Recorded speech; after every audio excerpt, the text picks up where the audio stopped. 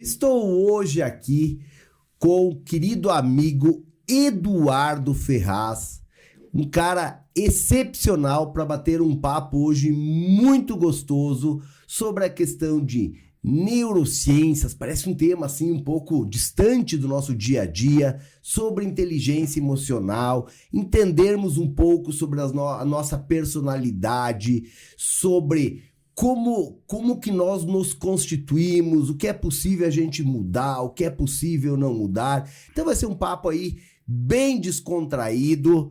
Eduardo, muito obrigado por aceitar o nosso convite, por estar aqui hoje nessa prosa educativa para falar sobre esse assunto aí que é tão instigante e ao mesmo tempo tão pouco comentado, né, Eduardo? Bom, um prazer estar aqui com vocês novamente, Ronaldo. Falar com os professores, falar com os telespectadores. E sim, neurociência comportamental parece, às vezes, quando a gente lê um título de um livro ou a gente ouve alguém falar sobre isso, e deve ser um assunto chato, deve ser um assunto de super especialistas. Eu não vou nem ler o livro, ou não vou nem participar, ou nem vou assistir porque não tem a ver com a minha vida. Quando, na verdade, tem muito a ver com a vida de todos nós.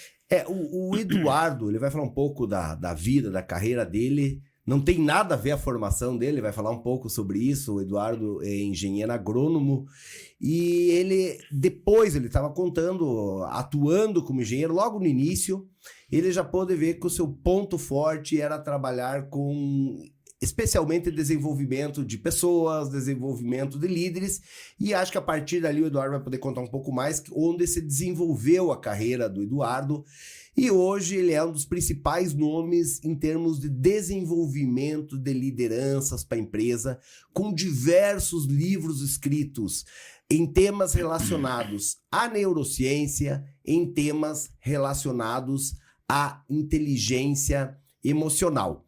E aí eu já te jogo a primeira pergunta, já que eu falei sobre a tua formação, Eduardo. Conta um pouco, que a gente estava falando um pouco nos bastidores aqui, um pouco da tua formação, né? Você foi fazer engenharia agronômica e se descobriu, na verdade, um desenvolvedor de pessoas. Pois um dos assuntos que a gente vai falar bastante aqui é o potencial que as pessoas têm, vocação. E eu, com 15, 16 anos de idade, eu ouvia falar, lá no interior do Paraná, em Cornélio Procópio, que agronomia era a profissão do futuro. E eu... acreditei naquilo. Na época lá, o que se falavam? 3 áreas, né? Ou se você quer se desenvolver, ter uma boa profissão universitária, você vai ou ser médico, ou vai ser engenheiro, ou vai ser advogado, é o que se falava há 45 anos atrás. E eu parti para engenharia sem gostar muito de matemática. Então eu estudei para burro, passei na Universidade Federal do Paraná, em Curitiba. Terminei a faculdade nos 4 anos e meio, sofri bastante porque eu sou péssimo em cálculo. E foi um desafio, e eu me perguntava, toda semana eu perguntava o que eu estou fazendo aqui. E eu terminei na base do esforço. Só que como eu me dediquei muito, eu estudei muito, eu fiz muitos estágios, eu acabei arrumando o meu primeiro e único emprego numa multinacional, na época chamava-se Ciba-Geigy, e na primeira entrevista com o meu chefe, ele olhou para minha cara e falou: você não tem perfil de agrônomo, Eduardo. E eu achei a coisa mais esquisita, porque eu tinha sido contratado. Eu falei: será que vocês erraram? Então ele falou: não, você vai ficar um tempo no campo.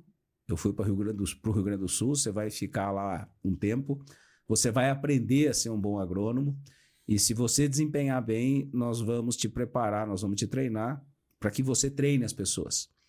A gente não quer, eu lembro na época ele dizia, a gente não quer mais um teórico treinando a equipe, a gente quer um técnico que nem, né, com aptidão na área comportamental para treinar as pessoas, a gente quer gente falando o mesmo idioma.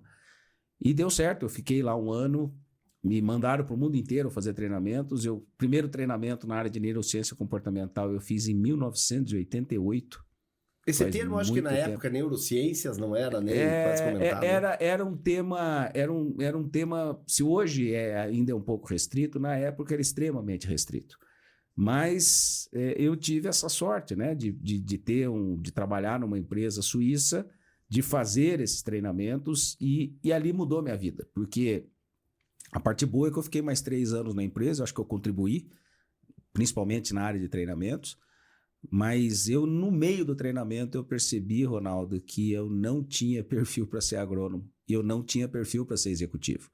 O meu estilo, a minha personalidade, o meu jeitão de ser era carreira solo, era trabalhar sozinho.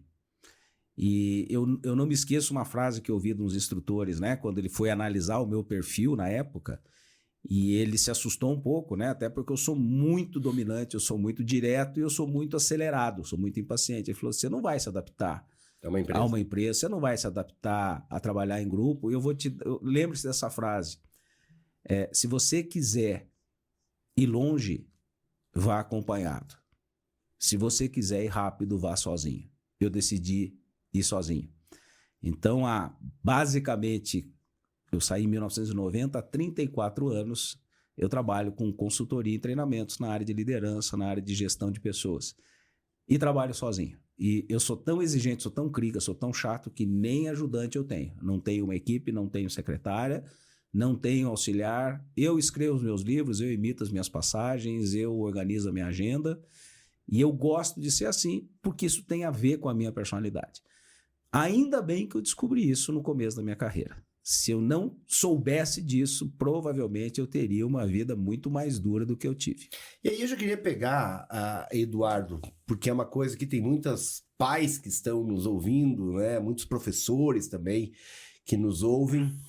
Essa questão, você falou que você descobriu isso, na verdade, depois que você já tinha feito uma faculdade, foi descobrir esse teu perfil, né? Porque isso tem a ver com o perfil da pessoa. E talvez você falou que você passou por um teste, alguma coisa assim, que identificou isso, né? A escola hoje não faz esse papel. O pai também não tem essa habilidade. Às vezes ele fala, esse menino é bom de bola, ou esse menino vai ser líder. Mas a coisa assim, não existe essa prática, seja na escola, seja numa família, de tentar identificar nesse perfil para que a pessoa é boa, efetivamente, quais são os seus pontos fortes. E eu gostaria que você falasse um pouco disso, Eduardo, até da tua própria... Você foi descobrir isso lá na frente, né? Apesar que você falou que seus pais sempre falaram que desde pequeno você tinha essa personalidade. Isso não é uma falha, na verdade, da sociedade como um todo, da escola, da família, de não ter um estudo mais aprofundado das nossas crianças para saber quais são seus talentos? Eu sou um sujeito muito prático e eu fico chocado com isso que você está me perguntando, porque é verdade. Parece que todo o desenvolvimento pedagógico, toda a escola, o foco é muito cognitivo, é muito em cima da técnica da matéria.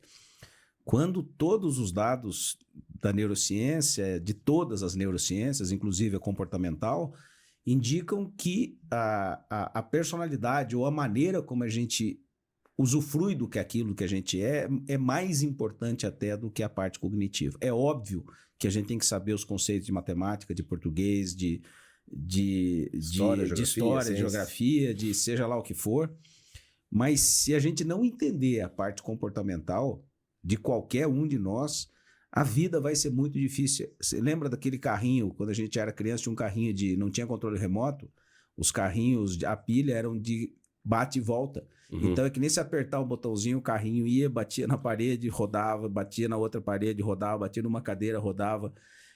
O que eu percebo como consultor há 34 anos é que não é só um problema da criança, tem muito adulto completamente perdido.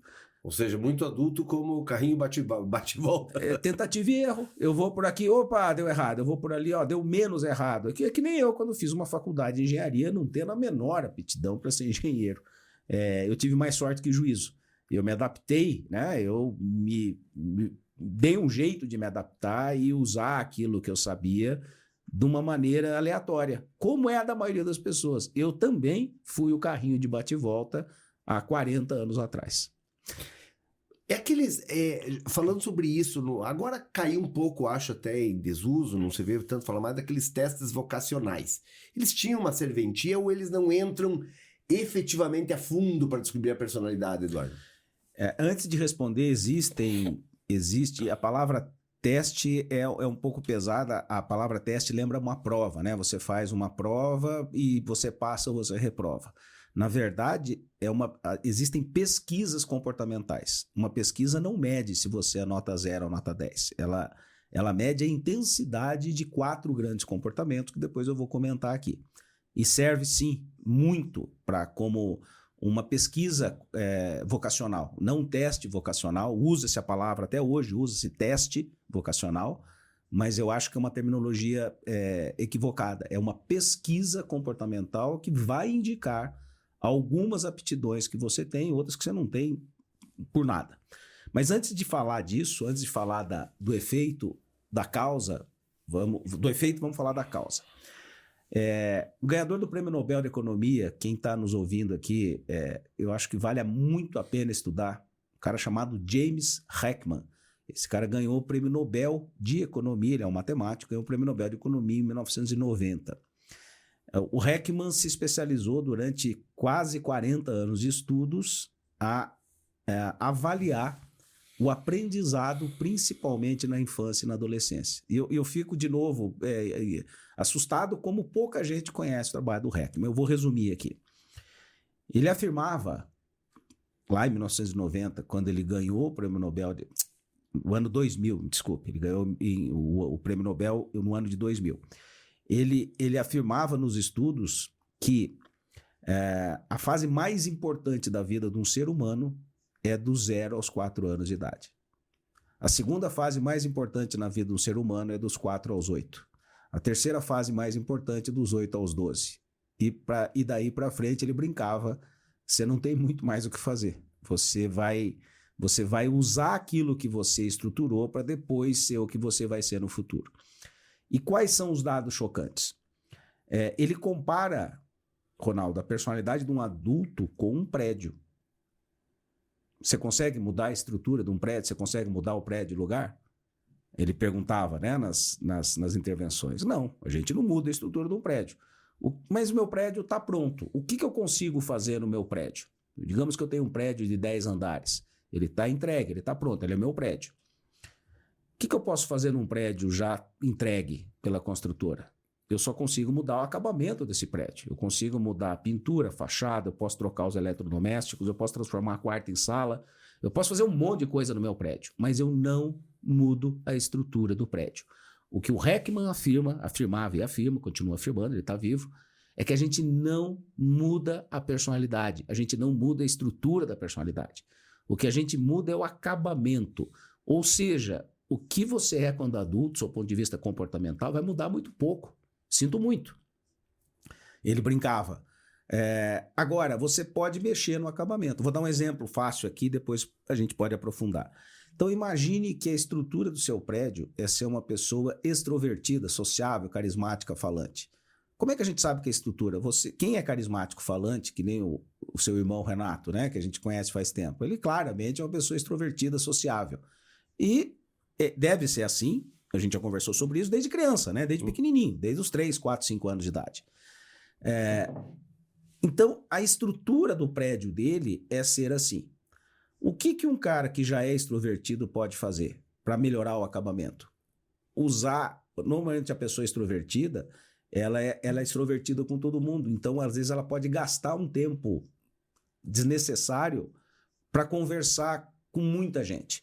Já pensou um extrovertido, um sociável, um carismático, conseguir diminuir o tempo de extroversão e calcular ou usar um pouquinho mais de método, de disciplina ou de detalhe que ele não costuma ter? Na verdade, é gerenciar essa capacidade, essa característica dele. Vai usar ainda melhor, vai ser ainda mais produtivo, vai usar ainda mais eficientemente. Então, brincando, é assim: o cara consegue falar 14 horas por dia em qualquer ambiente sem se cansar. Complementando, eu quero só... Isso que o Eduardo está colocando agora aqui está neste livro, e o Eduardo pode falar mais sobre ele, é a segunda edição desse livro, né, Eduardo? A primeira foi que ano? 2010. 2010. Foi quando eu li, na verdade, o livro Por que a gente é do jeito que a gente é. Então, essa é uma segunda edição, foi best-sellers, né? Best-seller na ocasião. Teve 28 edições, ou reedições, e eu reescrevi o livro ano passado. para uma versão atualizada com as informações dos últimos 5 anos. Então, é a mesma base, mas com informações mais recentes, inclusive sobre a inteligência artificial. Esse livro, na verdade, do Eduardo, e quando eu li, Eduardo, foi logo no lançamento, acho que foi 2010, e aí eu já deixo aí um conselho para você que está nos assistindo, que vale muito a pena ler esse livro para nós entendermos, e ele faz justamente essa comparação com um prédio, para a gente entender o quanto é difícil, e ali eu pude entender, Eduardo, por que às vezes você, numa certa idade, tem dificuldade de aprender uma língua, de aprender um esporte, de mudar o teu comportamento, né? Você é de um jeito, e por mais que pareça que você se esforça, você tem uma dificuldade, quando você vê, você volta, parece, para uma zona tua de conforto, né? Parece que, por exemplo, vamos supor, eu não sou uma pessoa com determinada característica, eu me esforço naquilo, mas aquilo me custa uma energia. E a hora que eu fracasso, ou seja, que eu me solto, eu tendo a voltar pro meu estágio. É isso que basicamente a gente tá conversando, Arno? É isso, e com os principais agravantes, tanto para o bem quanto para o mal. Então, continuando aqui a história do Heckman, até para responder isso, o dado que eu vou mostrar aqui é impressionante e chocante. Os estudos deles indicaram o seguinte: uma criança que for bem estimulada cognitivamente na escola, ou seja, aprender português básico e matemática básica, vale para qualquer idioma, em qualquer país, em qualquer lugar. Uma criança que for bem estimulada, ou seja, ela entrou na escolinha e estudou direitinho até os 8 anos de idade. Essa criança vai falar uma combinação de 12 mil palavras. Serve para qualquer idioma. Uma criança que não for estimulada cognitivamente, que não entrou na escola, ou que teve dificuldade de aprendizado, ou que não recebeu ou não se alfabetizou corretamente, ela vai falar uma combinação de 4 mil palavras. 1/3. E essas combinações... 12 mil, tu falou? Só 12 mil, quando você for... 4. E 4. E o problema é o seguinte, os dados dele mostram o seguinte: hoje a neurociência comprova, na época não tinha essas informações sob o ponto de vista de imagem do cérebro. Essa diferença vai ficar pro resto da vida, Ronaldo. As 12 mil palavras, no mínimo 12 mil palavras, farão parte do seu repertório. As 4 mil palavras para aqueles que não se desenvolveram serão o mesmo repertório, provavelmente para o resto da vida. Ele afirmava isso, era chocante, e mais ou menos 10 anos depois, com as imagens das PETs, né, os tomógrafos por emissão de pósitrons, onde você vê o cérebro funcionando ao vivo e a cores, indicaram que uma área do cérebro chamada córtex orbifrontal, do lado direito, do tamanho de uma ervilha, ela se cristaliza entre os 8 e 9 anos de idade. Então, nós temos janelas de aprendizado. A janela de aprendizado até os 3 anos, se uma criança aprender 2 idiomas até os 3 anos de idade, ela vai falar esses 2 idiomas sem sotaque. Se essa criança aprender um segundo idioma com 6 anos de idade, ela vai falar com bastante fluência, mas com sotaque. Se ela aprender depois dos 9, mesmo fluentemente, ela vai falar com forte sotaque. Isso aqui é um exemplo do que a gente chama de neuroplasticidade. A criança do 0 aos 3, ela tem total neuroplasticidade. Uma criança... Mas explica um pouco até para quem não é da área, o que é neuroplasticidade? Porque eu tenho que se fala muito em neurociências, né? É a capacidade do cérebro de absorver novas informações. Então, para quem está nos ouvindo, do 0 aos 3 anos, uma criança forma 2 milhões de sinapses por segundo. As sinapses são as ligações entre os neurônios. Nós temos 100 bilhões de neurônios. Cada neurônio se liga até 15 mil outros neurônios. Parece complicado, mas eu vou simplificar. Uma criança do 0 aos 3 forma 2 milhões de sinapses por segundo. É uma esponjinha. A partir dos 3 anos de idade, o cérebro começa a escolher, entre aspas... Ele poda alguns, né? Ele poda, a partir dos 3 anos de idade, ele começa a podar tanto quanto forma.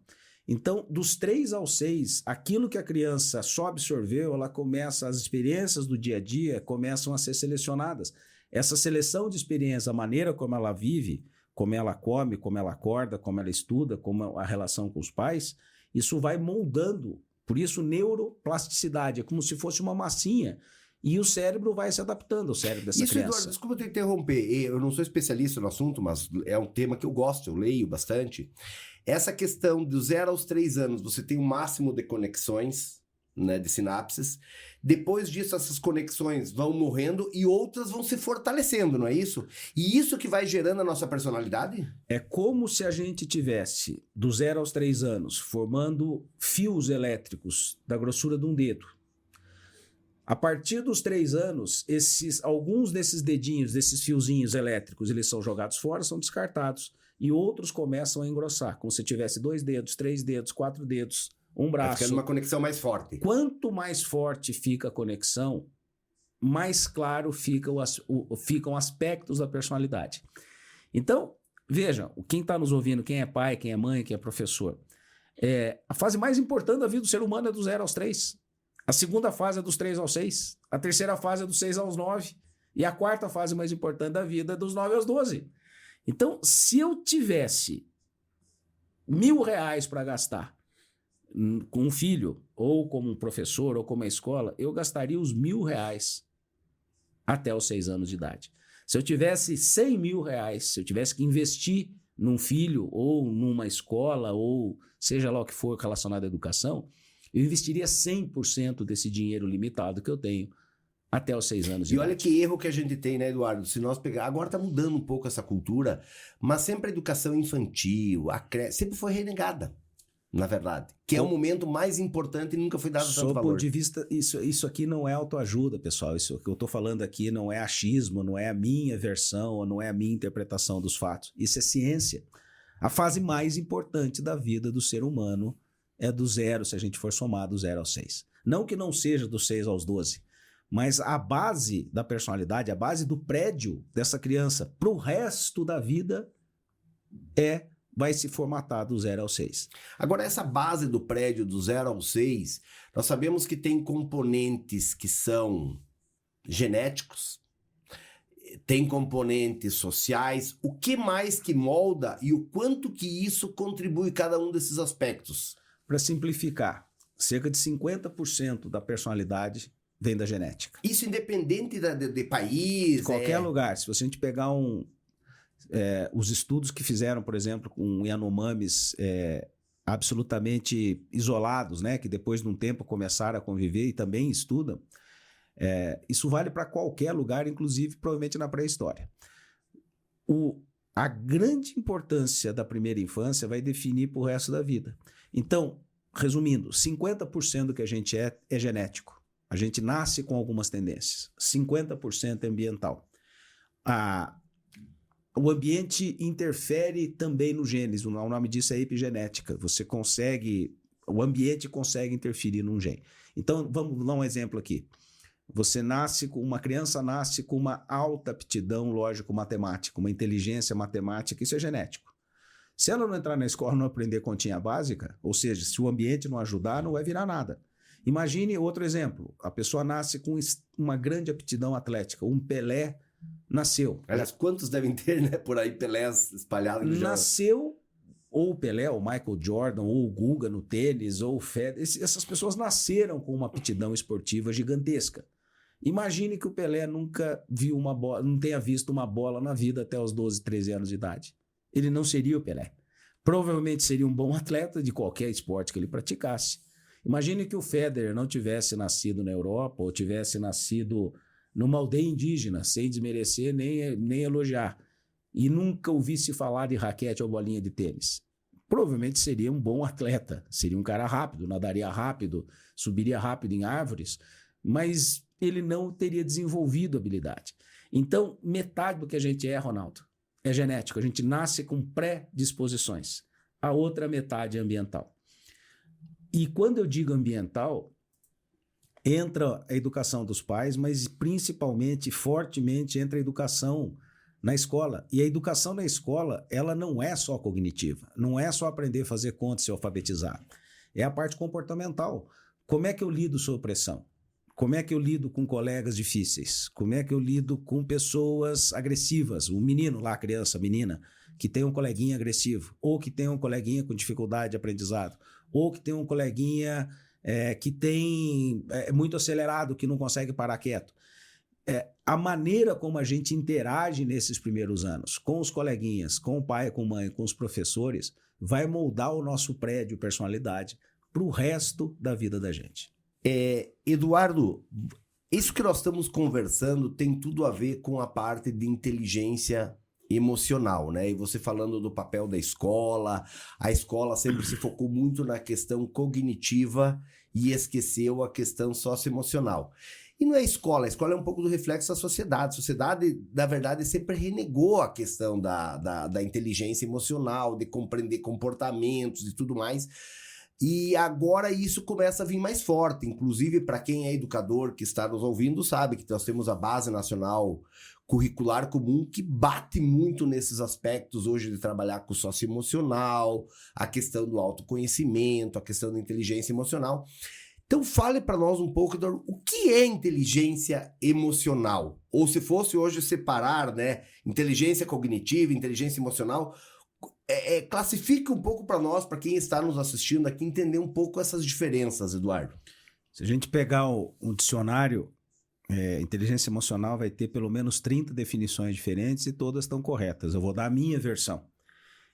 Eu acho que inteligência emocional é a capacidade do ser humano de se conhecer, saber conhecer bem os seus pontos fortes e seus pontos mais fracos.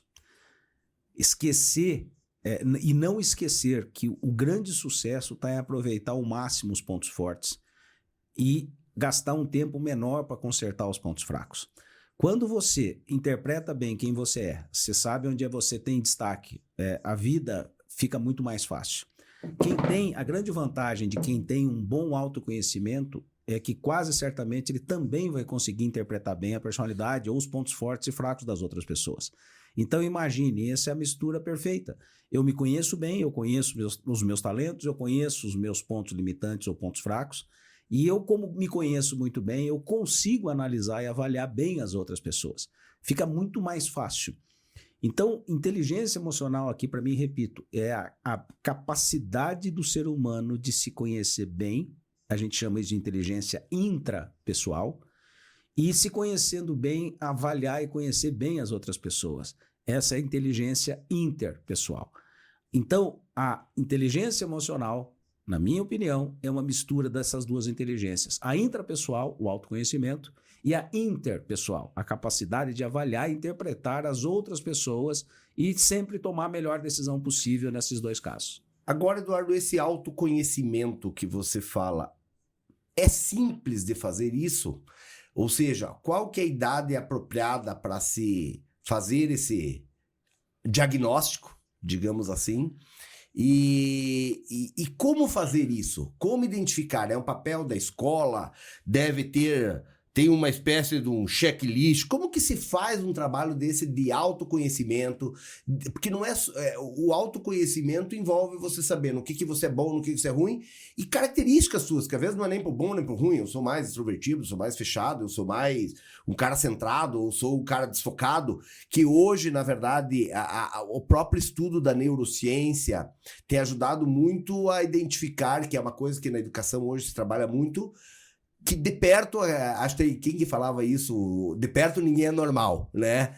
Que ou a pessoa hoje é mais para TDAH, ou é mais para autista. Então hoje começa a se descobrir muito mais essas características, que são características pessoais, às vezes não é nem pro bom, nem pro mal. Como se descobrir isso e qual que é a idade apropriada, Eduardo? Ok. O mais importante aqui, então, vamos antes disso entender os conceitos de pontos fortes, pontos fracos e pontos limitantes, porque tem a ver com a análise da personalidade.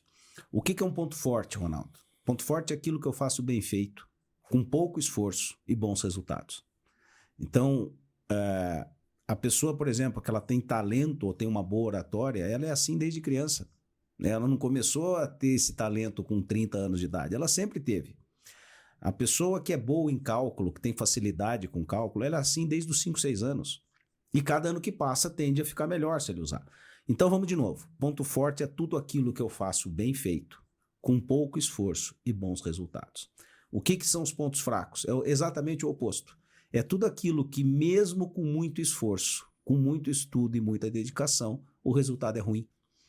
Então, o grande erro que eu vejo, até nas empresas, né, é botar foco demais em ponto fraco. Então, quando você bota foco demais num ponto fraco, você não aproveita o ponto forte. E por que que isso acontece? Então imagine, o que que é o trabalho, o que que é o paraíso da profissão ou de qualquer profissão, na minha opinião? É você estar num lugar, é você estar num ambiente, é você estar num trabalho, num emprego, numa função, onde 70% do tempo você consiga usar os seus pontos fortes. Esse é o paraíso. Para você e para a empresa. Para todo mundo. E para sua família, e para sua saúde, e para tudo. E 30% do tempo, Eduardo? 30% é encheção de saco, é gente chata, é chefe medíocre, é cliente que incomoda. Ou fazendo aquilo que você não gosta. É pessoa difícil. Então, 1/3 do tempo, a vida é assim. A vida é assim. Mesmo no bom emprego, no bom trabalho, na boa profissão, a fórmula ideal é 70% do tempo fazendo aquilo que você gosta e tem talento, e 30% do tempo você administrando aquilo que você não gosta muito, não tem talento, mas tem que fazer igual. Eu, por exemplo, quando dava aula, eu adorava dar aula. E odiava corrigir prova. Aliás, quem tá aqui então, sabe disso. Não, mas eu tinha colegas que adoravam. Minha primeira profissão durante a faculdade, esqueci de falar aqui, eu fui professor em hortas comunitárias em Curitiba. Então, os meus 18 e 19 anos, durante 2 anos, eu fui professor com carteira assinada, dando aula de hortas comunitárias. Então, eu adorava estar na horta, eu adorava estar com a criançada. Mas eu, quando tinha que fazer a avaliação, aquilo para mim era uma chatice, era um inferno. Mas como é que eu, como professor, podia dizer eu não vou fazer prova porque eu não gosto? Eu não vou fazer análise porque eu não gosto? Eu tinha que fazer, mas 70% do tempo eu estava fazendo o que eu adorava fazer. E isso me ajudou, na época, a perceber que estava lá o meu principal talento, que era lidar com gente. Então, o foco deve ser esse. Eu acabei de falar do paraíso. Vamos falar do inferno? O que é o inferno na profissão, na carreira, nos negócios? É o contrário. 70% do tempo você fazer ou trabalhar com coisas que você não gosta e não tem talento. Isso é destrutivo, é dramático para qualquer pessoa. Imagine você passar, Ronaldo, 5, 10, 15 ou 20 anos trabalhando numa área só porque você terminou a faculdade, você se enfiou lá, você arrumou um emprego e é aquilo que você faz honestamente, mas você não gosta de fazer. Você não gosta, você não tem talento, você... Chega um ponto que a pessoa até desiste de se esforçar, ela faz por gasto. Mas geralmente quando você fala não gosta, Eduardo, desculpa te interromper, geralmente a gente não gosta de fazer aquilo que é um ponto fraco. Mais ou menos tem essa correlação? Os pontos fracos, lembra da história do carrinho de bate-volta? A pessoa vai tentando, vai indo para lá, vai indo para cá e tá tudo misturado na cabeça das pessoas. A maioria das pessoas não consegue identificar isso. E a primeira coisa que eu faço quando eu vou fazer, eu só estou contando isso aqui porque eu não faço mentoria pessoal, eu não faço coach pessoal, eu não estou vendendo nada aqui. Eu só atendo empresas. A primeira coisa que eu faço numa empresa é conversar com o CEO, o presidente ou o diretor que me contratou. Falar, nós primeiro vamos analisar a sua personalidade, que é o que eu vou falar aqui na sequência. Eu preciso entender bem os seus pontos fortes e seus pontos fracos. E você também precisa entender bem os seus pontos fortes e seus pontos fracos, porque se isso não acontecer com nós dois, nós vamos enxugar gelo. Eu vou ficar treinando a sua equipe, eu conversando com a sua equipe, sem que o chefe, sem que o cabeça, sem que o líder saiba o que eu estou fazendo. Então, você é a cobaia. Eu brinco com os meus clientes. Nós vamos testar o método em você. Você vai ler os livros, nós vamos fazer a sua avaliação dos pontos fortes e pontos fracos, e você, baseado nessa análise, vai tentar ajustar algumas coisas. E se esse ajuste der certo, a gente passa para o segundo degrau, que são os seus gerentes. Se der certo com os gerentes, a gente passa para o terceiro degrau, que são os vendedores, que é o pessoal administrativo, que é o pessoal financeiro e assim por diante. Por que numa escola ou na vida não pode ser parecido? Primeiro, você líder, você professor, ou você diretor, ou você secretário, sei lá o que for, ou executivo, você precisa ter muito claro quais são os seus pontos fortes e limitantes e pontos fracos. Então, no caso de você citou numa empresa, mas um pai que está nos ouvindo, primeiro ele teria que fazer dele. É a mesma coisa. Tá claro para você, pai, para você, mãe, quais são os seus pontos fortes? E quando eu digo pontos fortes, não são só pontos fortes profissionais. Os seus pontos fortes pessoais. Onde é que você se destaca? Onde é que você tem facilidade? Onde é que você vai bem? E onde é que você vai mal? Você não gosta, você odeia, você desvia. Quando isso estiver claro para você, isso também vai ficar claro para você analisar os seus filhos. Porque crianças também têm pontos fortes e crianças também têm pontos fracos, tanto comportamentais quanto técnicos. E aí, Ronaldo, agora eu vou responder aquilo que você me perguntou, que tipo de análise a gente pode fazer? Existem várias pesquisas comportamentais, a que eu mais gosto de usar é o DISC, Até porque já foi bem testado. Um cara chamado Martson bolou a teoria em 1927, um PhD em psicologia, e ele dizia, na época, lá em 1927, que nós temos 4 grandes pilares na personalidade. E qualquer pessoa, em qualquer país, em qualquer circunstância, tem esses 4 pilares. O DISC é a abreviação D de dominância, I de influência, S, stability, em inglês, estabilidade, e C, conformity, conformidade. Eu vou explicar esses 4 fatores. A vantagem do DISC é que estima-se que essa pesquisa comportamental já foi feita mais de 3 bilhões de vezes. Imagina, tem quase 100 anos, desde a década de 50 é largamente usado em muitas empresas, e a partir dos anos 90, praticamente qualquer empresa que você for aqui, se alguém está me ouvindo e alguém perguntar numa média ou grande empresa e falar do DISC, as pessoas vão saber o que significa. São 4 pilares, como eu disse. D de dominância. Vamos imaginar o seguinte, Ronaldo. Vamos medir a dominância do Ronaldo de 0 a 100 pontos. Não quer dizer que 100 seja bom, não quer dizer que 0 seja ruim. E existem as pessoas que estão no meio termo, que tem 50. 50 é o meio termo. Você não é nem dominante nem submisso. Você não é nem mandão nem obediente. Você está no meio termo. Digamos que você é um 50. Se você tiver uma dominância alta, o seu número é 60. Se for muito alta, você é um 70. Se for altíssima, você é um 80. O que seria a dominância? Dominância é a capacidade de mandar. Síntese é isso. Alta dominância... Tem a ver com a liderança. Não necessariamente. Alta dominância, o cara é mandão. A mulher é mandona. É exigente, é crítica, é direta, é cobradora, Só vai é até firme. 100. Eu acho que a minha mulher tem mais, viu, Eduardo? Pois é. A pessoa com a dominância mais alta que eu já vi na vida, acho que sou eu. Tenho 96, de 0 a 100 pontos. No teste do dia. Eu sou extremamente dominante, com tudo que isso traz de bom e de ruim. Então, dominância alta, ela não é boa nem ruim, Ronaldo. Ela é neutra. Depende do que você faz com ela. A dominância alta é a estrutura do prédio. O que você faz com a dominância é o acabamento do prédio. Então, pessoas dominantes são líderes natos? Não necessariamente, eles comandam com mais facilidade. Mas uma pessoa com alta dominância pode ser um grande líder empresarial e pode ser um chefe de quadrilha. A dominância alta é a pessoa que tem facilidade para comandar, para mandar, para exigir, para controlar. Não necessariamente essa pessoa tem características de líderes, tipo empatia, esse tipo de coisa. Não é. A dominância é um desses fatores. Eu vou dar outro exemplo oposto que vai ficar mais claro para as pessoas. Abaixo de 50 é dominância baixa. A pessoa com 40 de dominância é tudo o contrário. Ela é obediente, ela é amável, ela evita conflitos. Ela não gosta de entrar em nenhum tipo de discussão, ela prefere obedecer, ela prefere seguir. Qual dos dois é melhor? Pergunta para mim, é melhor ter dominância alta ou baixa, Eduardo? Me pergunte. É melhor ter dominância alta ou baixa? É melhor ser o que você já tem, não vai mudar mesmo? Essa é a resposta. E também depende para que você vai usar isso, né? A dominância é o que você é. Como é que você vai usar essa dominância? Vamos pegar esse pilar da dominância. Quando, mas só o D, né? Quando que você tem isso formado? Quem é pai e mãe? Você tem filhos? 2. Eu vou fazer uma afirmação aqui. Só assim eu já sei. Não me fale nada. Eu nunca falamos sobre isso. Tá. Com que idade? Eu já tenho um número. Eu posso até escrever aqui. Você tem uma caneta aqui? Não sei se não tem uma caneta. Eu posso escrever num papel aqui. Vamos ver aqui, ó. Deixa eu pegar uma caneta aqui, ó. Eu vou escrever num papel. Nós estamos ao vivo aqui. Tá. Eu vou colocar o número. Você, como pai, provavelmente você está ouvindo essa primeira vez, esse conceito. Com que idade você percebe que um filho é dominante, ou seja, é briguento, é exigente, é mandãozinho, é competitivo, é controlador? Ou o contrário, que o seu filho tem baixa dominância, ele é amável, é bonzinho, evita conflito, é obediente, não arruma confusão. Com que idade você percebe isso?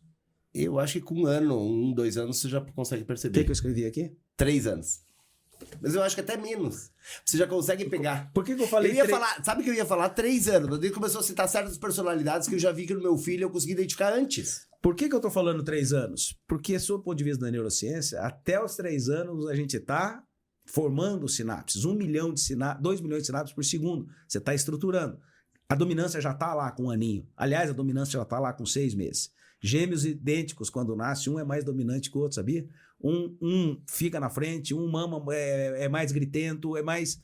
Gêmeos idênticos, que têm a mesma genética, obviamente, são 10 trilhões de células, 10 trilhões de células iguais. Com 6 meses, a mãe, o pai não sabe, mas a mãe já sabe quem é mais dominantezinho. Por que eu digo com 3 anos? Porque daí já está estruturado. Lembra da história do prédio? Com 3 anos, você já sabe, sim, Mas o tamanho da no dominância. caso, vou pegar meus 2 filhos, que são características bem diferentes e eu consigo dizer quem que é dominante e quem não é. O ambiente é o mesmo. Então, essa questão da dominância foi basicamente genética? Vamos lá. Vamos piorar a tua pergunta. Imagine que você tem 2 filhos gêmeos idênticos, iguaizinhos, criados mesmo pai, mesma mãe. Bota a mesma roupa nos 2 lazarentinhos, eu brinco, né? O pai olha, ele não sabe quem é. Uma criança brinca com a outra, muda de nome. A mãe sempre sabe, eu não sei por quê. O pai vira e mexe... A criança engana. Eu não sou... De tão iguais que são. Com 3 anos de idade, as personalidades são diferentes. Gêmeos idênticos univitelínicos.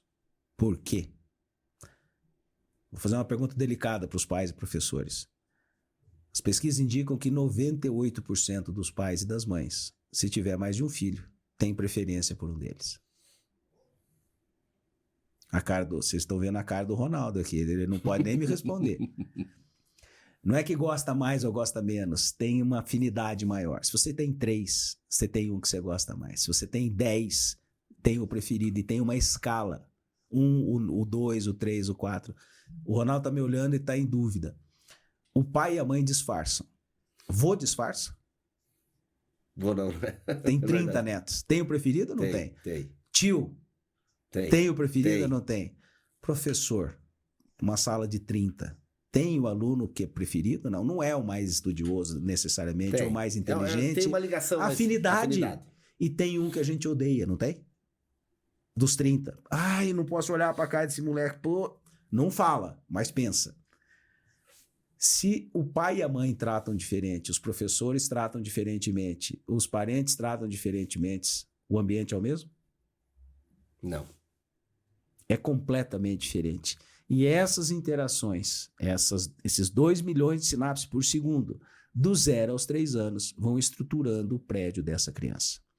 Então, espero que eu tenha conseguido mostrar para as pessoas que isso não é uma teoria, isso não é uma tese, isso não é um achado, isso não é uma filosofia, isso é ciência. A fase mais importante da vida da gente é na primeira infância. E aí você perguntou da dominância, com que idade? Com 3 anos de idade você já sabe, você não vai fazer o teste, o DISC. Você me perguntou com que idade a gente começa a fazer isso daí? Por volta dos 13, 14 anos. Quando a base do prédio, além de já estar pronta, o adolescente ele já começa a entender o que significam esses conceitos cognitivamente. Uma criança de 7 anos não consegue entender esses conceitos de forma cognitiva. Então vamos lá. O primeiro pilar é a dominância. 0 a 100 pontos. Antes que fique esse cara tá vendendo o teste. Não. Inclusive um dos meus livros, o Seja a Pessoa Certa no Lugar Certo, tá lá. Se quiser fazer o teste do DISC de graça, né? Tá lá. É só preencher que você vai ter o número. Bom, então falamos do primeiro pilar, a dominância. O segundo pilar é a influência, Ronaldo. Também de 0 a 100 pontos. 50 é o meio termo. Influência alta, sociável, 60, 70 de influência, 80, sociável, extrovertido, falante, animado, carismático, se dá bem, se conversa com todo mundo. Dominância, influência baixa, 40 pontos, 30 pontos. Reservado, introvertido, prefere ouvir do que falar, é uma pessoa mais reservada. Você não quer me perguntar de novo qual que é melhor, influência alta ou baixa? Qual é a resposta? Eu acho que depende. Não? É aquilo que você não vai mudar. Então, a influência... Agora, isso você fala, não muda. Vamos supor que eu tivesse num teste do DISC lá uma influência 40. Eu não mudo. Vamos lá, ótima pergunta. Qual você acha que é a minha influência? A minha dominância eu já falei que é altíssima. Qual você acha que é a minha influência? A tua influência, eu acho que é menos de 50. É 42. Eu sou um cara mais de ouvir. Eu sou um cara reservado. Uhum. Eu sou um cara introvertido. Eu sou pouco sociável. Eu durmo cedo todo dia.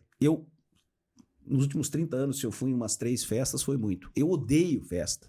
Eu fico completamente deslocado. Isso não é falha de caráter. Esse é o meu prédio. Agora, como é que um cara com 40 de influência dá uma palestra para 2, 3 mil pessoas? E eu faço isso. Como é que um cara com 40 de influência dá um treinamento 8 horas por dia com um monte de gente? Isso é técnica. Isso é o acabamento do meu prédio. Então, a maneira como eu dou a palestra... Isso você desenvolve. Eu brinco, eu sei fazer, mas é um roteiro. Eu dou a palestra de 1 hora, as pessoas vão ver, nossa, que bacana, que engraçado. Eu não estou enganando ninguém. Acabou a palestra, eu volto a ser o que eu sempre fui. Eu não vou no happy hour depois da palestra, eu não vou no jantar depois da palestra, eu não vou conversar com as pessoas. Se tiver que dar autógrafo, eu fico 3 horas depois da palestra dando autógrafo com a melhor boa vontade. Tiro foto, às vezes as pessoas querem tirar foto. Mas isso é uma adaptação. Eu não deixei de ter 42 de influência. Ficou claro? Então, é o acabamento. Eu aprendi a usar, mas eu continuo sendo 42. É isso que eu quero dizer aqui para os adultos, né? A plasticidade ou prédio, ele não é uma maldição. Ele não é um destino imutável. Você pode fazer um monte de coisa no seu prédio, mas você tem que levar em conta que você tem uma estrutura e que essa estrutura vai mudar muito pouco. Então, mexa no acabamento, não se preocupe com a estrutura. O que seria mexer no acabamento no meu caso? Eu vou treinar para ser um cara sociável, extrovertido, falante e festeiro. Isso não tem cabimento, isso não tem pé nem cabeça. É a mesma coisa que falar para um cara extrovertido, sociável, carismático, falante, eu vou te treinar para ser reservado, envergonhado, tímido, quieto, calado e fechado, porque eu ouvi falar que ser reservado, introvertido, o cara é mais focado e o cara mais focado ganha mais dinheiro. Então eu vou te transformar, vou te treinar para passar de extrovertido para introvertido. Isso não tem pé nem cabeça. Ou eu vou te treinar para passar de introvertido reservado para extrovertido sociável. Isso é uma violência. Isso é quase um estupro que se faz com as pessoas. Quando na verdade o que a gente tem que dizer é, você é mais introvertido. E isso não é problema. Aliás, isso é solução para um monte de coisa. O introvertido é mais focado, porque nada mais disso reservado. é melhor ser isso aqui. Depende neutro. Por que você vai fazer, né? Agora, se eu, por exemplo, eu sou introvertido, reservado, fechado, prefiro mais observar. Imagine que eu arrume uma profissão de relações públicas. Isso é uma violência. Onde eu tenha que ser extrovertido, sociável o dia inteiro. Isso é uma violência. Pega o contrário, um sociável, extrovertido, animado, falante, você vai trabalhar com processos e análises. Você vai ganhar 5 vezes mais, mas você não vai abrir a boca, você vai trabalhar fazendo processo, fazendo análise, fazendo número. Isso é uma violência, essa pessoa não vai conseguir e vai se frustrar. Então, quando eu digo que a base da inteligência emocional, a base do crescimento pessoal, profissional é autoconhecimento, isso não tem nada a ver com autoajuda. Isso é ciência. Então, eu acabei de falar de 2 fatores, a dominância e a influência. E eles não têm nada a ver um com o outro, tá? Você pode ter dominância baixa e influência baixa, você pode ter dominância alta e influência alta. Não tem. Entre os 4 não existe correlação? Não existe correlação, eles são independentes. O terceiro fator é a estabilidade, stability. 50 é o meio termo. Estabilidade alta, 60, 70 é a pessoa estável, paciente, calma, tranquila, zen. Ela é estável. Gosta de trabalho repetitivo. É o jeitão dessa pessoa. Mas isso não tem correlação com a influência? Não, nada. 0. Eu vou explicar aqui na sequência. Influência baixa. A estabilidade baixa. Impaciente, ansioso, acelerado, impulsivo, hipertenso, agitado, rápido, acelerado. Eu tenho 8 de estabilidade. Minha estabilidade é baixíssima. Eu sou um furacão e eu tenho influência baixa. Deu para entender? Eu sou rápido, eu sou acelerado, eu sou impaciente, eu sou agitado, mas eu sou quieto. Parece ser oposto, né? E não, por isso que não pode querer correlacionar. Então veja, uma pessoa com perfil como o meu gosta de trabalhar sozinho. Eu sou dominante e baixa estabilidade e tenho baixa influência. O mundo ideal para mim é trabalhar sozinho. Quer dizer que o meu modelo tem que Por ser... isso que você acaba tendo secretário, não tem ninguém. Quer dizer que o meu modelo é ideal. Olha, vou ensinar vocês a fazer o que... O meu modelo é único. O meu modelo é até porque eu tenho personalidade extrema. Como é que eu vou ensinar alguém a ter uma personalidade extrema? Eu uso bem a minha. Eu tenho convicção, sem nenhuma falsa modéstia.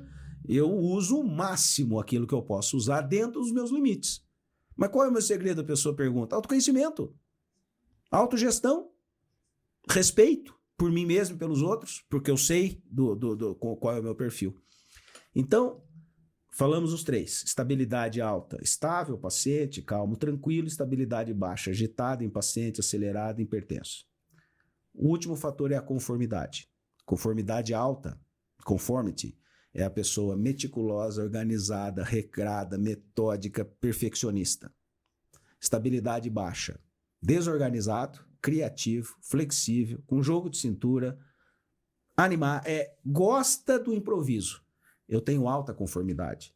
Eu tenho 80 de conformidade. Eu sou um cara extremamente metódico, extremamente detalhista, extremamente meticuloso. O meu perfil é extremo.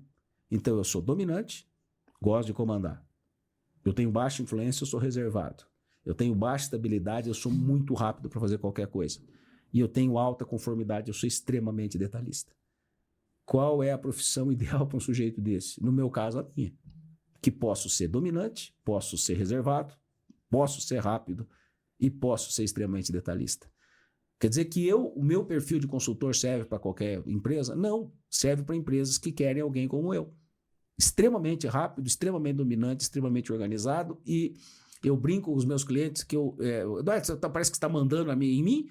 Eu falei, bom, não é exatamente isso, mas é isso, né? Eu tô te dando a fita aqui, ó.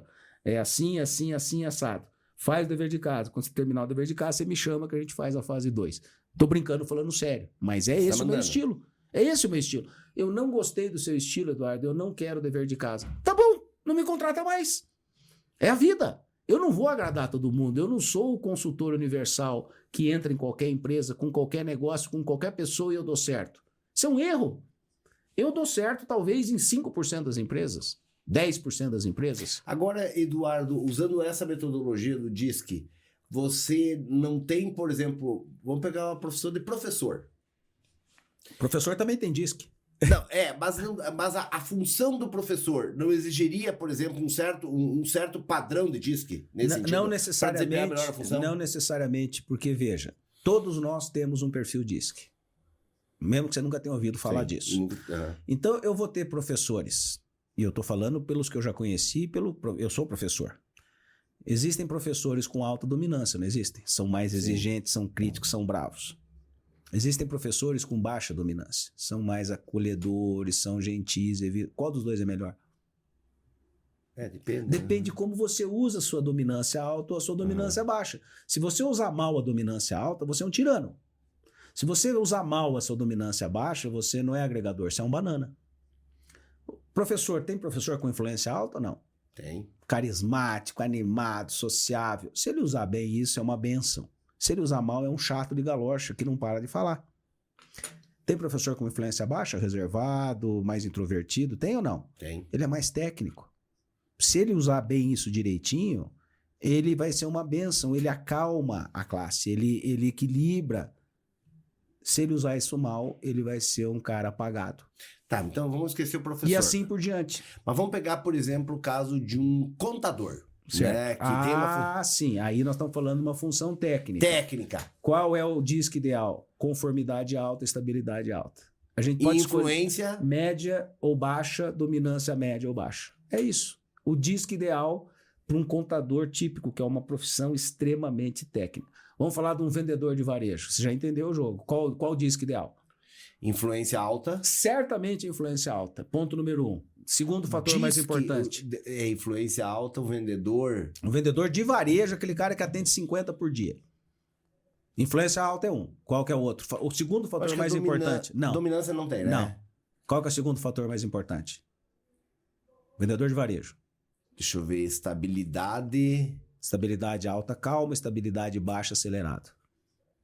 Estabilidade baixa. É isso aí. Esse é o segundo fator. Influente, sociável, extrovertido e rápido, ágil, atende um, atende o outro, corre para lá, corre. Agora pensa o contrário.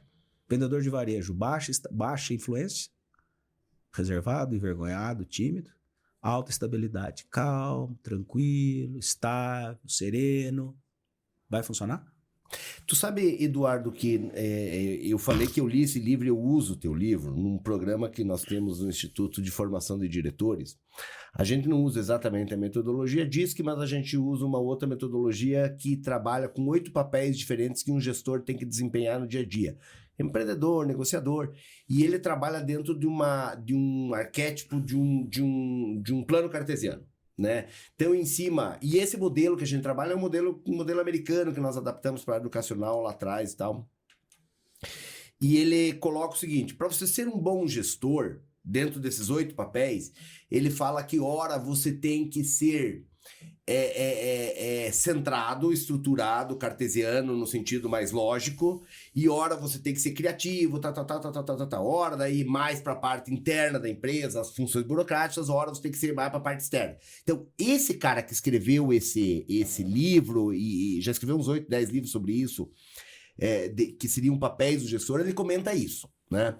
E eu pego o teu livro, na verdade, que eu junto essa característica do livro para falar essa questão que, assim, ó, ele fala, ora você tem que ser uma coisa, ora você tem que ser outra para desempenhar bom papel. E eu coloco, aí vem o problema, que ele não cita isso. O problema é que você não consegue ser essas duas coisas, né? Eu falo, ou você geralmente é uma coisa, eu vou dizer por mim, né? Eu sou engenheiro, então eu sou mais cartesiano, tenho um perfil um pouco parecido contigo em alguns aspectos, mas se eu tenho que, por exemplo, ser altamente extrovertido, não é o meu perfil. E o gestor precisa, em tese, para ser um bom gestor... Não necessariamente, não. Aí que tá. Eu vou dar a minha opinião. O que você está falando, esses 8, tem gente que fala em 10 papéis, tem gente que fala em 20. Não sou contra. Agora, o que vem antes disso? Qual é o seu perfil estrutural? Pouquíssima gente fala sobre isso. Quais são os seus pontos fortes? Quais são os seus pontos fracos? Qual é o seu DISC, por exemplo? Você pode usar o PI, você pode usar o MBTI, você pode usar o Thomas. São os 4 fatores DISC, né? Com nomes diferentes. É tudo a mesma coisa. Eu fiz o MBTI. O MBTI é um DISC com outra roupagem, mas é o DISC. O PI é um DISC com outra roupagem, mas é o DISC. E assim por diante. Ok, você treina as pessoas em 8. Olha, é a mesma coisa que eu. Eu sou um cara introvertido, reservado.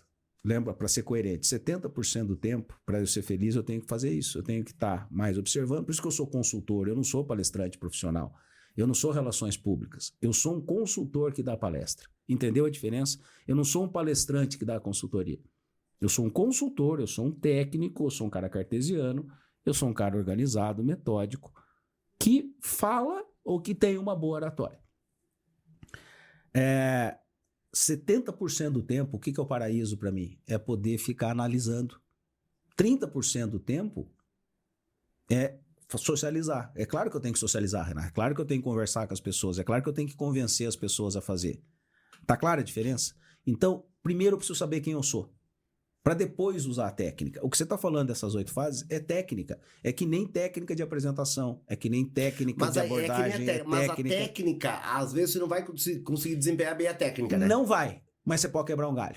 Pode quebrar um galho, mas aí que eu entro um outro aspecto que eu queria falar contigo, é o seguinte, aí não entra a questão de você formar uma equipe plural, claro, que ele consiga ser o braço que você não tem. Claro!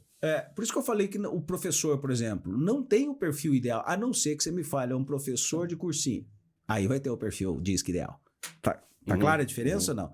Que é altíssima influência, baixa estabilidade. E baixa conformidade, aquele cara mais flexível, mais animado. Se for um professor, sei lá, do ITA, que dá uma matéria de cálculo estrutural ou da reversa, da rebimboca da parafuseta, não vai se encaixar no professor esse cara vai ser um cara com altíssima conformidade e alta estabilidade. Quanto mais nichado, quanto mais específica for a profissão, mais específico tem que ser o DISC. Quanto mais genérica for a profissão, quanto mais aberta for a profissão, você pode adaptar. Você acha que tem DISC de advogado e DISC ideal de advogado? Não. Porque tem advogado trabalhista, tem advogado de júri, que fala mais, tem advogado de petição, tem advogado... Dá para dizer que tem DISC de médico? Como médico, e aí ia falar, médico também é outra coisa. Claro que não, porque você pode ter um médico mais influente, mais Um médico que extrovertido. faz análise por exemplo, de radiografia, tem que Só ser um cara faz mais, isso e a tem que vida ser um cara mais inteira. centrado, né? Normalmente, o cara analítico, o cara reservado, o médico esse que olha os exames, só faz isso, exame de raio-x, exame de tomografia, exame... Ele tem que ser um cara centrado. Esse cara tem que ter altíssima conformidade. Esse cara tem que ter alta estabilidade, porque é um trabalho repetitivo, é um trabalho que é todo dia a mesma coisa e não varia muito. Então, a beleza do que eu estou falando não é o rabo que abana o cachorro, é o cachorro que tem que abanar o rabo. Você não pode definir uma função ou um cargo para pessoas que não têm esse perfil. Entende o que eu estou dizendo? Então, para ser diretor aqui na escola, você vai ter que ter isso, isso, isso. E se eu não tiver? Não, então você não serve. Não é bem assim. Existem técnicas onde eu posso, durante 1 hora por dia, ter baixa dominância. Eu tenho altíssima dominância. Mas 1 hora por dia, se eu tiver que ficar quieto ou obedecer, né, a hierarquia, ou fazer parte de um grupo onde eu tenha que ser, entre aspas, submisso, eu consigo. 1 hora por dia. Se eu tivesse que ser submisso 8 horas por dia, minha vida ia ser um inferno. Agora, Eduardo, voltando a essa questão de identificar numa criança, por exemplo, um pai que está nos assistindo, um professor, você falou dos 4 pilares. Mas vamos pegar o seguinte, uma pessoa, o quanto que isso se relaciona com as inteligências múltiplas? Por exemplo, esses 4 pilares não tem a ver com a pessoa, ela vai ser, por exemplo, uma inteligência espacial boa. Não. Tem nada a ver. O DISC, se você tiver 4 doutorados ou for analfabeto, você tem DISC. Independe. Não, mas eu não estou nem falando do nível, né? Por exemplo, ele é neutro. O DISC as inteligências são talentos extras que fazem parte da estrutura do prédio. Então, por exemplo, a inteligência lógico-matemática, isso é uma qualidade provavelmente genética, que não tem nada a ver com o DISC. Habilidade sinestésica, né, do jogador de futebol, do cara que joga com bola, isso não tem nada a ver com o DISC, é outra inteligência. A inteligência musical, isso não tem nada a ver com o DISC. O DISC é como você usa a inteligência emocional. O DISC é como você faz para usar a sua inteligência lógico-matemática. O seu DISC vai interferir em que tipo de atleta você vai ser. Mas são coisas independentes. Eu não quero complicar muito, mas como você perguntou, é isso. Então... Mas o ideal de um pai, de uma escola, para uma criança... É que entenda essas duas coisas. As duas coisas, é isso que eu digo. Você precisa saber conhecer... quais são as suas inteligências... Você precisa conhecer, primeiro, na minha opinião, os 4 fatores comportamentais disso. Que eu acho que isso é fácil. Isso é pro resto da vida. Mas isso não é difícil. Não, é fácil. Eu acho que o pai talvez ele não tenha consciência, talvez agora, quem está nos ouvindo, pegou o que o Eduardo falou, dos 4, se eu pegar meus filhos, eu consigo, não vou... Agora! Exatamente, não vou dizer se é 40 ou 30... Ou 43 ou 51. Mas eu vou dizer, esse tá mais pro lado de baixo, vai pro lado de cima. Ou esse tá no meio. Ou tá no meio. Porque também tem. Você não é nem dominante, nem submisso, nem extrovertido, nem introvertido. Então, quando você tem essa base... Você está com 70% do jogo ganho. Quando isso está claro para você, você já matou um monte de profissão, de trabalho que você não vai se encaixar. O DISC é interessante não só para achar o lugar certo, mas para evitar o lugar errado. Porque um DISC inadequado para uma determinada função, você nem vá, nem se candidate ao cargo, nem faça aquilo. Se você não tem o mínimo necessário, ou a aptidão mínima necessária, ou a personalidade mínima necessária. As inteligências do Howard Gardner, que começou, né, com as 8 grandes inteligências, na verdade hoje ele fala que são 15. Tem até inteligência espiritual, tem inteligência esportiva, que eles não falavam especificamente, tem a inteligência relacional, que eles não usavam necessariamente, e se a gente for desenhar vai ter mais 30. Então eu sinceramente, para mim isso importa relativamente pouco. Quando você sabe o perfil estrutural, a base, para não complicar demais para quem está nos ouvindo, quando você sabe esses 4 fatores, você tem no mínimo 50% encaminhado para a vida, né? Porque você sabe que você tem que respeitar. E o que eu uso com a terminologia pro leigo, né, das inteligências? Em vez de usar, olha, você tem a espacial, você tem a lógico-matemática, você tem a intrapessoal, você tem... É muito complicado para as pessoas entenderem. A pergunta que eu faço é, onde é que você se destaca? Agora, onde é que você vai bem? Onde é que ali vai estar uma dessas 8 inteligências? Onde é que você moia a pau? Onde é que você... Todo mundo te elogia. Ah, é nisso aqui. Aí eu, ouvindo aquilo, eu já entendi qual das 8 inteligências é. É muito mais fácil, como você percebeu, entender o DISC, numa primeira, e a estrutura, porque a identificação das inteligências, elas são muito mais complexas. E outra, para piorar, elas são misturadas. Nós temos as 8. Então não existe eu ter zero de alguma. Elas estão todas misturadas e uma interfere na outra. Por isso é muito mais complexo, porque uma inteligência tem efeito sobre as outras. E só é o super talentoso quem tem uma dessas em altíssima intensidade.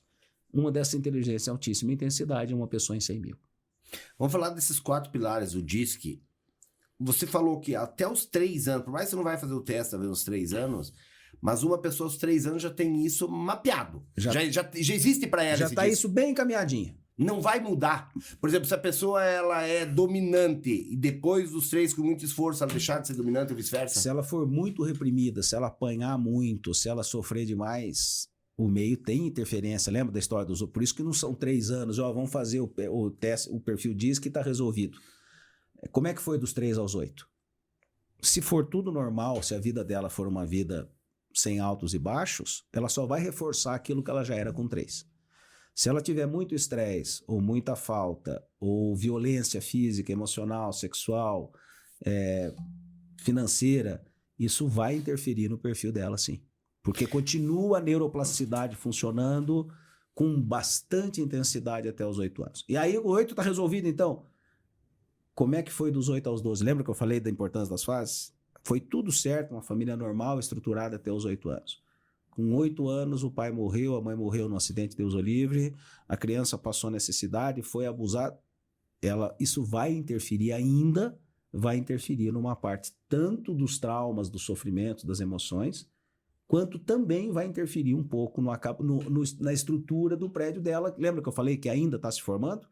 Então, 3 anos já está lá o jeitão, 6 anos está mais consolidado, 9 anos está na cara, mas ainda assim o sofrimento e a interferência externa podem mexer ou romper ou machucar essa estrutura. Tu vê, eu tenho um filho de 11 e ele sempre foi desorganizado. Desorganizado com a roupa, com o material, bagunceiro, sabe? Bagunceiro. E eu brigo com ele, minha esposa briga mais ainda com ele, e eu falei pra ela, e me corrija se você acha realmente se eu tô errado, Eduardo. Eu falei, olha, Thaís, nós estamos no papel certo de brigar, mas o Felipe não vai mudar mais. Não. Ele vai ser assim o resto da vida. Ele pode ter se conta, mas ele tem é mil o jeitão outras. Dele. É o jeito dele. Ele tem 1000 outras virtudes, mas exemplo. isso ele é desorganizado. Eu tenho uma filha de 20 anos. Ela odeia ler. Eu leio compulsivamente. Eu devo ler, sem exagerar, 4 a 5 horas por dia, todos os dias. O quê? O que cair na minha mão. Até obituário, se eu tiver no avião, não tiver o que fazer. Eu sou um leitor ávido. Eu sou um leitor quase extremo. Minha mulher lê bastante. Minha filha odeia ler. Brincando, qual é a minha função? Você pode não ser uma super leitora, mas desde pequenininha, você vai ler sim esse livrinho da escola, que você tem que falar, mas eu não gosto, mas você vai ler. Eu já sabia, entende? Ali eu já sabia que essa não ia ser uma aptidão, mas ela vai ter que fazer o mínimo necessário para se alfabetizar decentemente. Mas não vai ser. Agora, matemática, eu sou uma anta em cálculo complexo. Minha mulher odeia. Ela, desde pequenininha, o caso do meu filho, é ótima em matemática. Da onde veio isso? Pulou. Um bisavô, um tetara, sei lá. Isso é dela. É um ponto fortíssimo que ela tem. Que eu não interferi. O que eu posso fazer como pai ou como mãe? Eu posso estimular ainda mais, dar a melhor escola possível, dar a melhor... o que eu puder fazer para que ela fique ainda melhor naquilo que ela já é boa. Agora, eu não vou mudar muito. Você vê, 11 anos de idade. Não vai mudar muito. O que eu posso fazer como pai, isso aí, é cobrar o mínimo necessário de organização para não perder, para não morrer, para não cair, para não despirocar. É o mínimo para sobreviver. Mas esse não vai ser o ganha-pão dele. O ganha-pão dele vai ser baseado nas características de personalidade diferentes. Se ele é desorganizado, provavelmente ele é criativo. Se ele é bagunceiro, provavelmente ele tem um baita jogo de cintura, ele é flexível. Ele é adaptável. É verdade? Estou dizendo ou não? Não briga. Ele tem no sentido assim, ó, o pessoal gosta dele porque se ele adapta. se adapta. Então, ele não vai ser o cara organizado, mas é o cara com jogo de cintura. Tá claro? É a mesma moeda com dois lados. Muitas vezes o mesmo perfil, a minha dominância altíssima, é o meu ponto mais forte de personalidade.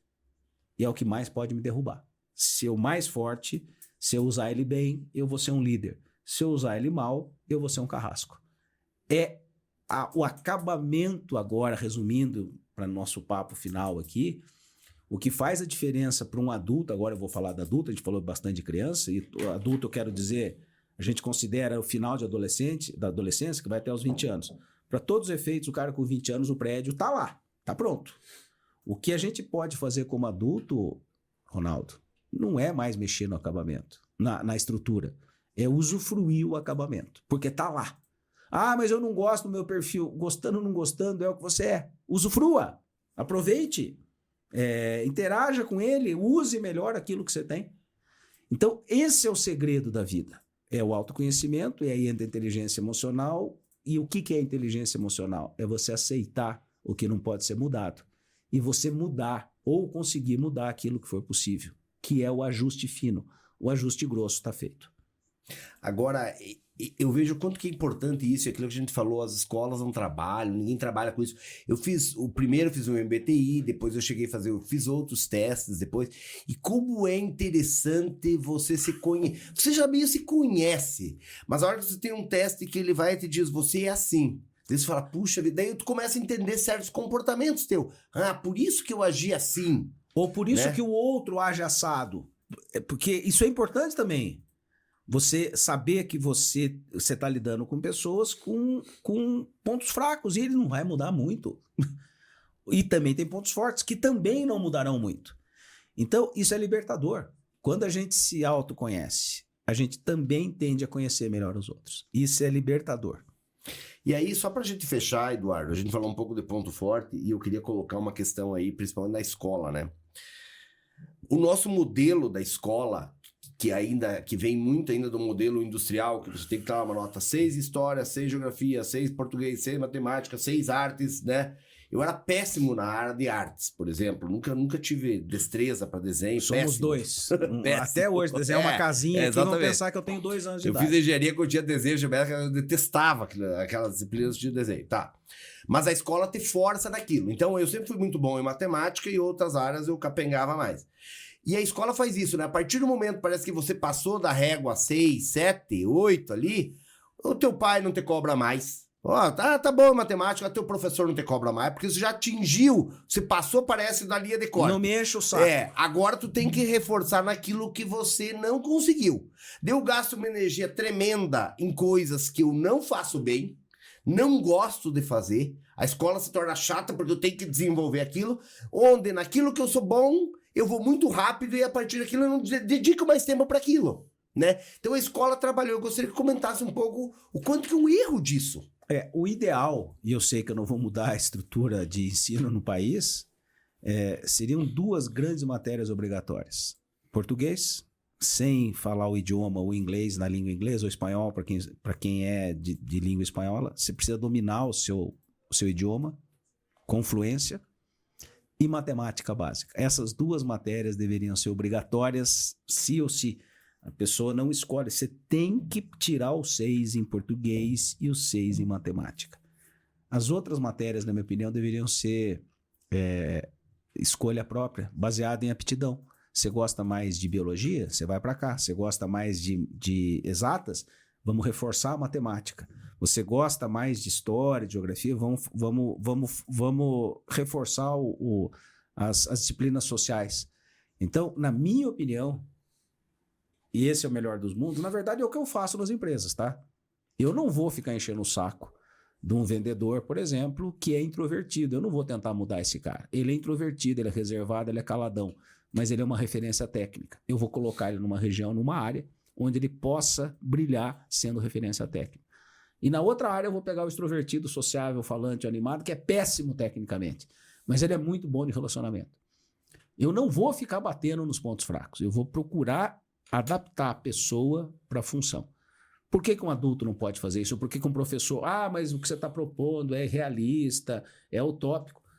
O que impede de um professor ou de um diretor numa sala explicar isso para os alunos, explicar isso para os professores? Meu amigo, aqui você tem que tirar o mínimo, se esforça para... É lei, eu sou obrigado, eu não posso te passar se você... Então, cara, se esforça para tirar esse mínimo. Agora, aqui você é bom, aqui você é craque, não se conforme com 6, tire 10, estuda um pouquinho mais esse troço, você tem facilidade aqui. Então, às vezes, Ronaldo, só na orientação você já tira a diferença. Agora, se o próprio professor ou o diretor não sabe sobre esses conceitos, o que vai ficar é o padrão. Medíocre. E o padrão, infelizmente, tem que ser médio mesmo, né? A gente não pode inventar. Você tem que partir da média. Agora, o autoconhecimento e a inteligência emocional, você pode ajudar para que algumas pessoas saiam da média. Essa é a diferença, é isso que pode fazer a diferença. Nem todo mundo vai ser acima da média, Ronaldo. Isso é uma ilusão. Nem todo mundo vai se destacar na vida, na ciência, nos negócios. Não é todo mundo. Agora, eu tenho certeza que numa classe de 30, você vai ter lá 5, 6, 7 pessoas, ou crianças, ou adolescentes, que têm o potencial para ser acima da média. Então não é para derrubar os médios, é para fortalecer os diferentes. Isso muda a vida de uma pessoa. E a pessoa mediana ou medíocre, parece um nome feio, né? Medíocre, né? Medíocre quer dizer médio. 90% da população é medíocre profissionalmente. 90% da população economicamente ativa é média. 10% é acima da média. Naturalmente acima da média. São essas pessoas que fazem a diferença no mundo. São essas as pessoas que fazem a diferença nas empresas. São essas as pessoas que farão a diferença nas escolas. Então a gente calibra para o médio, porque a vida é assim.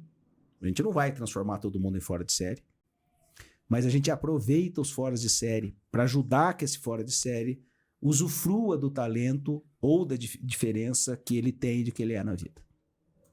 É isso. Eduardo, papo muito legal, quase 1h30 já de papo aí que conversamos, foi excelente a conversa. Para mim também, né? É um tema que eu gosto muito e você me esclareceu várias dúvidas e eu tenho certeza que quem está nos ouvindo adorou esse bate-papo.